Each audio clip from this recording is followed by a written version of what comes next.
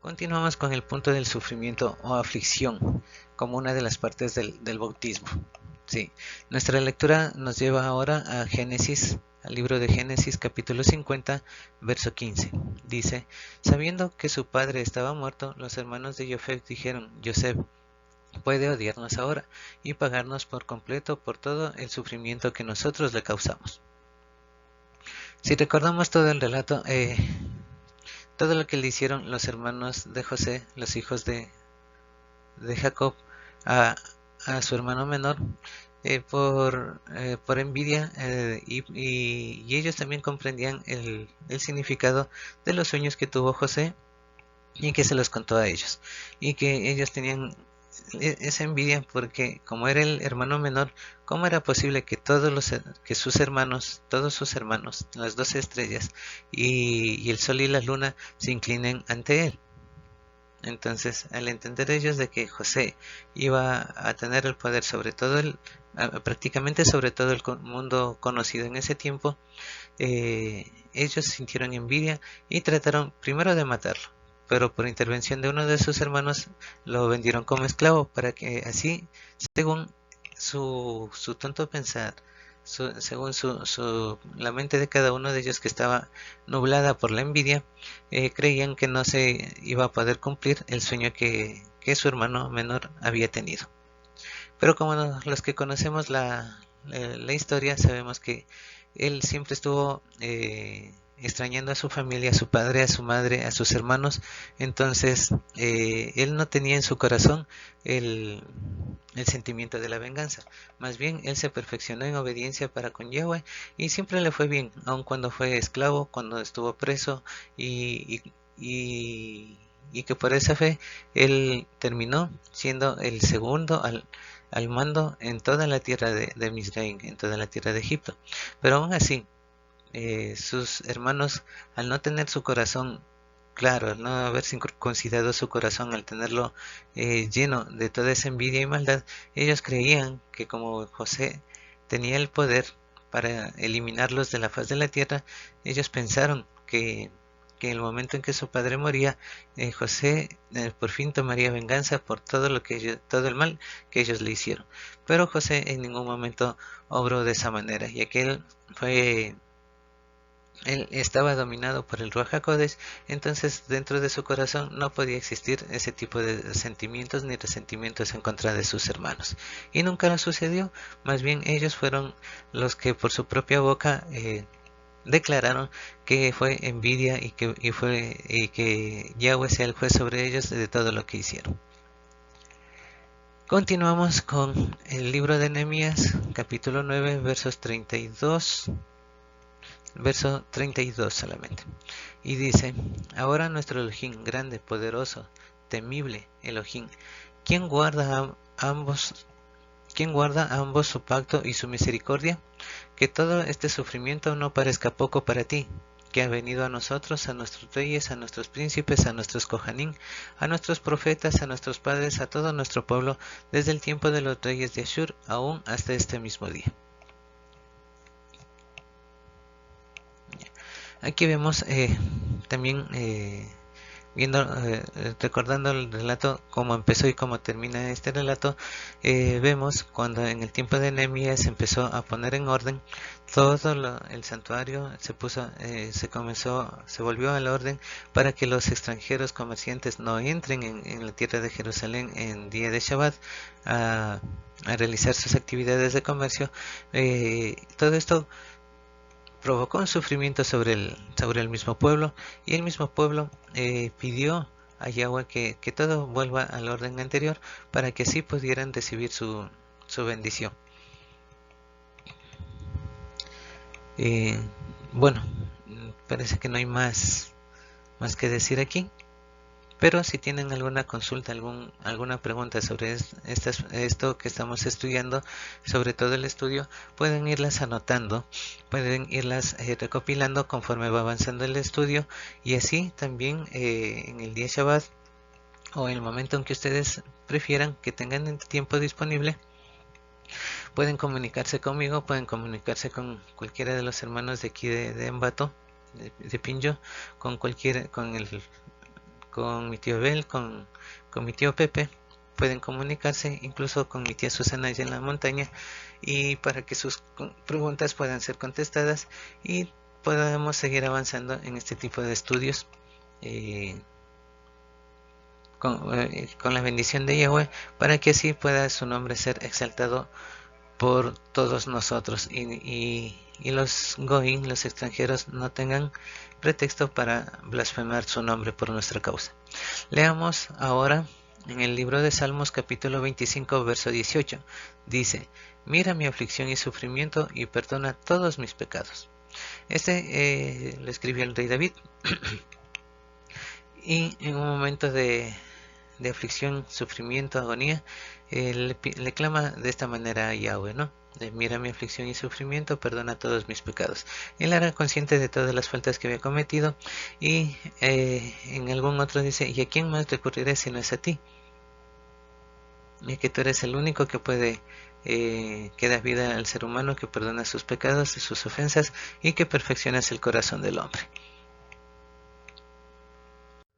De los hijos de Korah, para el director, sobre enfermedad que causa sufrimiento, un masquil de Heinán el Esdrají, oh Yahweh Elohim de mi salvación, he clamado en el día y en la noche delante de ti, deja que mis oraciones lleguen ante ti, vuelve tu oído a mi súplica, porque mi alma está llena de problemas que me han llevado al borde del Sheol, del sepulcro. Vemos aquí como los hijos de Korah claman a Yahweh por el sufrimiento por el que estaban pasando. Dice: deja que mis oraciones lleguen a ti, vuelve tu oído a mi súplica, porque mi alma está llena de problemas que me han llevado al borde de la tumba. Bueno, todos nosotros creo que hemos pasado algún momento por esa situación y hemos estado desesperados. Entonces, lo único que el hijo de Yahweh lo que hace es recurrir a Yahweh, y no solamente en esos tiempos de aflicción y de agonía, de problemas, de sufrimiento, sino también en los momentos de alegría y de gozo. Sí, entonces siempre, todo el tiempo tenemos que suplicarle a Él, clamarle a Él, para que Él, si es que es por justicia, para que le haga justicia, para que, si es por falta de fuerzas para continuar adelante, hay que pedirle a Él, que es el que renueva las fuerzas al ser humano, y también para el ánimo, el corazón roto, para que el corazón entristecido sea fortalecido, sea alegrado nuevamente.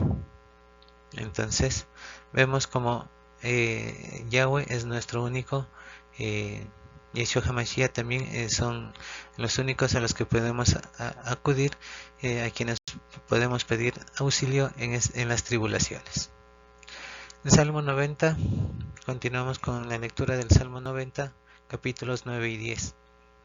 Dice: todos nuestros días se disipan en tu ira, nuestros años mueren como un suspiro, el lapso de nuestras vidas es 70 años, o si somos fuertes 80, sin embargo en lo mejor es trabajo y sufrimiento, terminó en un momento y después ya nos fuimos.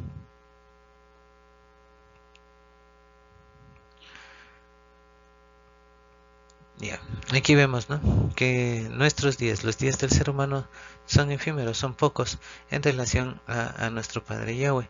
Dice: nuestros años mueren como un suspiro de Yahweh, ya que Él nos enseñó también que 1000 años para Él son como un día, y un día de Yahweh para nosotros son como 1000 años. Entonces el tiempo del ser humano es bastante corto, y el lapso de nuestras vidas es 70 años, y si somos fuertes 80. Pero en lo mejor de ellos es trabajo y sufrimiento, y que termina en un momento y después ya nos fuimos y después morimos. Entonces, si la vida del ser humano es tan corta, ¿por qué perder el tiempo en hacer cosas que están en contra de la voluntad de nuestro Elohim? ¿Por qué perdemos el tiempo en cosas efímeras, en cosas que no trascienden, que no tienen un final feliz, como se dice? Entonces dediquemos nuestras vidas a hacer lo bueno, que es más fácil que hacer lo malo, y tiene recompensa, una recompensa buena y feliz, porque asimismo al hacer lo malo también tiene su recompensa, que no es para nada buena. Continuamos la lectura en el libro de Abdías, capítulo 1, versos 12 al 14. Y dice: No debiste haber mirado a tus hermanos con satisfacción maligna en el día de su desastre, ni regocijarte sobre los hijos de Judá en el día de su destrucción. No debiste haber hablado arrogantemente en el día de la aflicción, ni haber entrado por la puerta de mi pueblo en el día de su aflicción. No debiste haber mirado con satisfacción maligna a su sufrimiento en su día de destrucción, ni haber atacado sus ejércitos en el día que perecieron. No te debiste haber parado en las encrucijadas para destruir totalmente a sus fugitivos, ni haber entregado a sus sobrevivientes en un día de aflicción. Bueno, para los que conocen todo el relato, vemos que cuando el pueblo de Judá fue atacado y ellos huyeron, sus hermanos de los otros pueblos les cortaron el paso, les entregaron a los fugitivos, los entregaron a los ejércitos enemigos que los habían estado atacando. Entonces Abdías hace esta declaración y esta reprensión a todos aquellos que hicieron esto en contra del pueblo de Judá. Y es lo que nos pide a nosotros, ¿no? Que no estorbemos a nuestros hermanos que están en aflicción, sino que más bien debemos ayudarlos, orar con ellos, como dice la escritura, si es problemas de esclavitud por dinero, por deuda, si es por rescate, ya que sabemos que el rescate se da en diferentes niveles, ya no solamente el económico, también en las mujeres que son viudas, al huérfano, al necesitado, como habíamos leído. Entonces, en lo que podamos tenemos que ayudar a nuestros hermanos y a resolver sus problemas, mas no a estorbarles. Mateo, continuamos en el libro de Mateo, capítulo 16, verso 21. Dice: A partir de este momento comenzó Yeshua a hacerle saber a sus talmidín que tenía que ir a Jerusalén y soportar mucho sufrimiento a manos de los ancianos, de los principales kohanim y de los maestros de la Torá, y que lo iban a matar, pero al tercer día tenía que ser resucitado. Vemos que también Yeshua HaMashiach pasó por en este proceso del bautismo, de la perfección, del crecimiento del Ruach HaKodesh en cada uno de nosotros. Yeshua HaMashiach también pasó por esta etapa del sufrimiento. Y como recordamos, hasta el último momento, dice que mientras él oraba, caía su sudor como gotas de sangre. Tal era el sufrimiento que llegó a ese punto que para un ser humano normal es intolerable. Simplemente un ser humano solo bajo esa presión, bajo ese sufrimiento, ya hubiese muerto. Pero en cambio Yeshua HaMashiach resistió hasta el final, hasta que fue levantado en el madero y murió en el momento en que debía de fallecer, conforme estaba escrito, y así también resucitaría como recompensa. Resucitó al tercer día, así también como estaba escrito. Continuamos con el libro de Marcos capítulo 8, verso 31, que nos dice: Comenzó a enseñarles el Ben-Hadán tenía que soportar mucho sufrimiento y ser rechazado por los ancianos, los principales kohanim y los maestros de la Torá. Tenía que ser entregado a muerte, pero después de 3 días tenía que levantarse de nuevo. Como recordamos en el relato y en las profecías y todo lo que se habla acerca del Mashiach, de su sufrimiento y que tenía que ser levantado en el madero, también nos habla de que fue rechazado por los ancianos, los sacerdotes y los principales del pueblo, ¿sí? Y como nos dice que la piedra que los constructores rechazaron pasó a formar parte de la piedra, a ser la piedra angular. ¿Ya? Pero asimismo al recordar el relato, sabemos que fue llevado a ser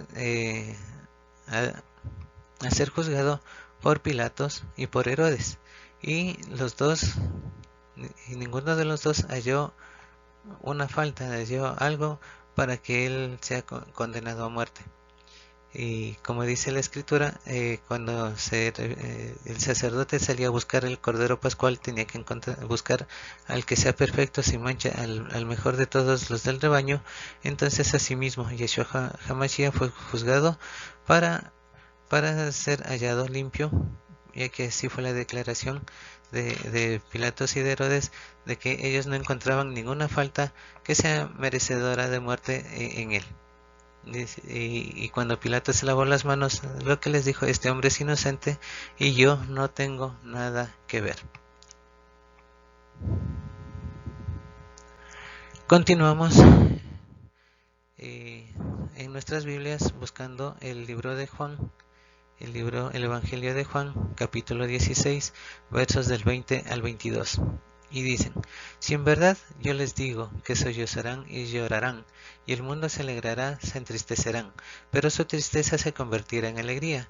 Cuando una mujer está pariendo, ella está en dolor, porque su tiempo ha llegado, pero cuando el bebé nace, ella se olvida de su sufrimiento por la alegría que un niño ha venido al mundo. Así que ustedes en verdad se entristecen ahora, pero yo los veré de nuevo, entonces sus corazones se estallarán llenos de alegría y nadie se les arrebatará esa alegría. Ya. Entonces vemos que él ya les estaba preparando para el momento en que él tenía que morir y partir y ser llevado al sepulcro, ya que por tanto tiempo que estuvieron con él, aproximadamente 3 años de todo el ministerio de Yeshua HaMashiach, ellos le conocieron, compartieron con él todos los días, estuvieron con él todos los días, aprendieron de él todos los días. Y por eso él les advierte de que llegará el momento en que van a llorar y el mundo se alegrará y que ellos se entristecerán, pero que su tristeza se convertiría en alegría. Todos recordamos en el camino de Emaús, ¿verdad? Cómo estaban de tristes los discípulos, María de Magdala, todos. En ese momento en que los dos apóstoles estaban caminando hacia Emaús y se les acerca el hombre aparentemente extranjero y les interroga que qué es lo que sucede, por qué están tristes. Ellos le contestaron que ¿acaso no estuviste aquí en los últimos días? ¿No sabes lo que sucedió? Y él les empieza a recordar, ¿no?, todo lo que los profetas y los hablaban acerca del Mashiach, lo que había de sufrir. Entonces dice que ellos sentían que su corazón se incendiaba de alegría, hasta que le reconocieron el momento en que él tomó el pan y lo bendijo y bendijo el vino y desapareció. Dice que en ese momento ellos se dieron cuenta de quién era y salieron corriendo. Se regresaron a contarles a los otros compañeros, a los otros discípulos, lo que ellos habían visto, y su corazón estaba lleno de alegría. El resto del relato. Vamos con el libro de Gálatas, capítulo 3, versos 3 y 4. Dice: ¿son tan estúpidos? Habiendo empezado por el poder del Ruach, ¿creen que pueden llegar a la meta con su propio poder? ¿Han sufrido tanto por nada? Si de esta forma es como piensan, su sufrimiento en realidad sí hubiera sido en vano. Entonces vemos, ¿no?, que ya una vez que hemos llegado a recibir el Ruach, que ya estamos recibiendo los frutos del Ruach, que estamos con las bendiciones que esto acarrea, regresar a los rudimentos anteriores, a cuando éramos esclavos de la Torah, cuando éramos transgresores de la Torah, tratando de justificarnos por nuestra propia justicia. Dice: si es así como estamos pensando, entonces el sufrimiento que hemos pasado ha sido en vano, ya que habiendo llegado ya a lo espiritual, volver a lo carnal, ¿quién nos enseñó eso? Ya no procede. Estando ya en lo espiritual, volver a lo carnal no procede. Y el sacrificio de Yeshua HaMashiach fue por eso, para pasar de lo carnal a lo espiritual. Pero si de lo espiritual volvemos a lo carnal, hemos despreciado la sangre del Mashiach, hemos pisoteado su nombre, hemos entristecido al Ruach, y lo único que ya no hay más sacrificio por esto. y lo único que nos queda es una expectativa terrible de lo que está por venir, porque ya no hay esperanza. Continuamos en el libro de Hebreos capítulo 2, verso 10. Dice, porque trayendo muchos hijos a la gloria, solo era propio para Yahweh, el creador y preservador de todo, que trajera al iniciador de la salvación de ellos a la meta por medio del sufrimiento. Entonces Yahweh ya tomó a muchos antes que nosotros, los tomó por hijos, incluso antes de la muerte de Mashiach. Entonces, habiendo tenido tantos hijos a la cabo de la gloria, solo era necesario que Yeshua, que es el principio de la creación, que por él y para él fueron hechas todas las cosas, también llegara a la meta por medio del sufrimiento, para que él también sea perfeccionado en la obediencia. Entonces, así, él se convertiría en el primogénito de los que resucitaron y en el primogénito de toda la creación. Y el primogénito de cada uno de nosotros. Entonces así sabemos que Él es el único, como dice en la escritura, como dijo Yahweh, que no ha sido dado otro nombre a los hombres ante el cual toda rodilla tiene que ser doblada y en el cual se encuentra la salvación. Continuamos con el libro de Santiago, en el libro de Santiago capítulo 5, verso 10. ¿Qué dice? Hermanos, tomen como ejemplo de sufrimiento y de paciencia a los profetas que hablaron en nombre de Yahweh. Entonces, en toda la escritura tenemos a los profetas, Isaías, Jeremías, Oseas, Amós, el mismo David, Elías, Eliseo, y bueno, de ahí la lista es larga de todos los profetas y hermanos que nos dieron ejemplo de sufrimiento, de paciencia y de espera, y que hablaron en nombre de Yahweh, y que fueron perseguidos, fueron asesinados por el mismo pueblo. Entonces debemos seguir ese ejemplo y mucho más, el ejemplo de Yeshua HaMashiach, para que podamos recibir el galardón con vista. Debemos hacer todo esto.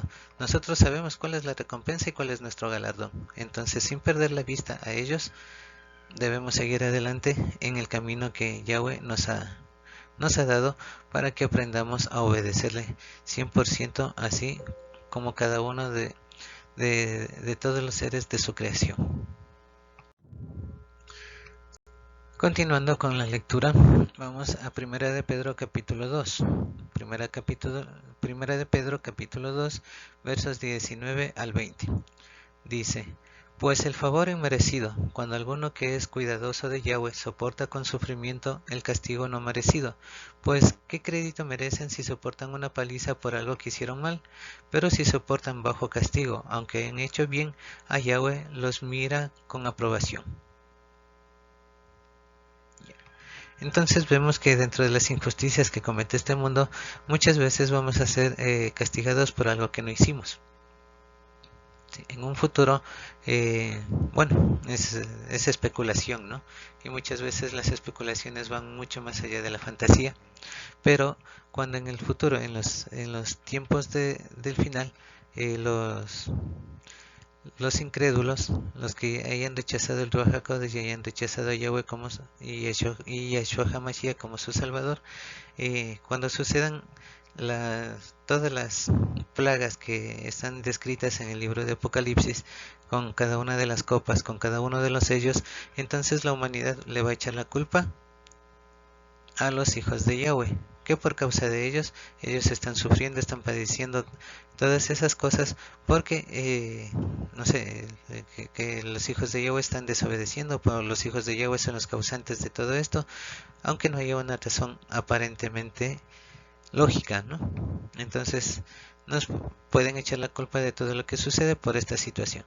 Incluso hay mucha gente que, tiene la fantasía de que te cambiaste de religión y por eso te vienen todas estas cosas malas, o por eso la familia está sufriendo así, o por eso esto y esto otro. Entonces, si sufrimos ese castigo no merecido por algo que no hemos hecho, y clamándole a Yahweh, entonces Yahweh nos mirará con aprobación. Pero si no somos capaces de resistir eso, en el nombre de Yahweh, ¿de qué sirve recibir un castigo por algo que sí hice y no soportar un castigo por algo que no hice? Es un poquito difícil y duro, ¿verdad? Queda para meditación. Continuamos con 1 de Pedro capítulo 5, verso 1.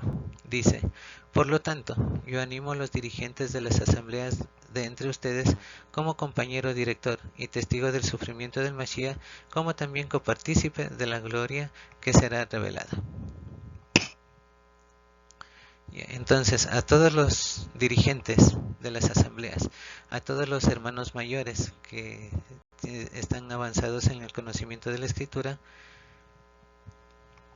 dice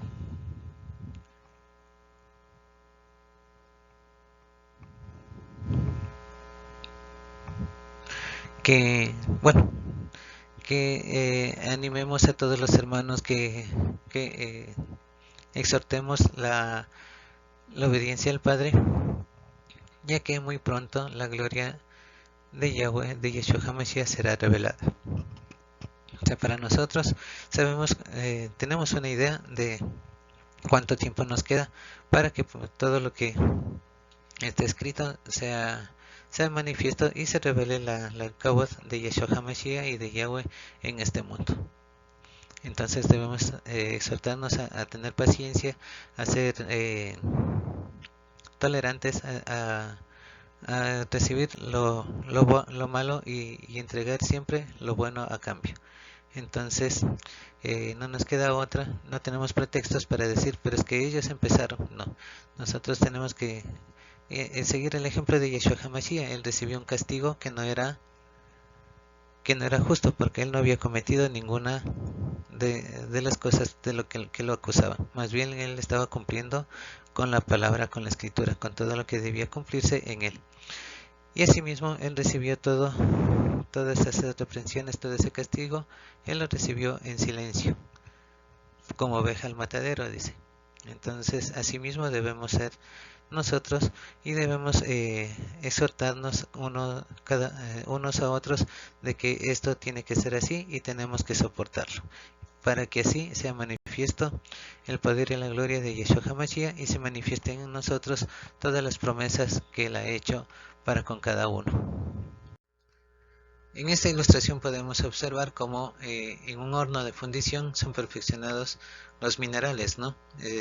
Aquí vemos este es de hierro y acero, cómo se perfecciona estos, y también en la misma manera es como se perfecciona, cómo se purifica el oro, la plata y otros minerales que se utilizan tanto para joyería como para la construcción.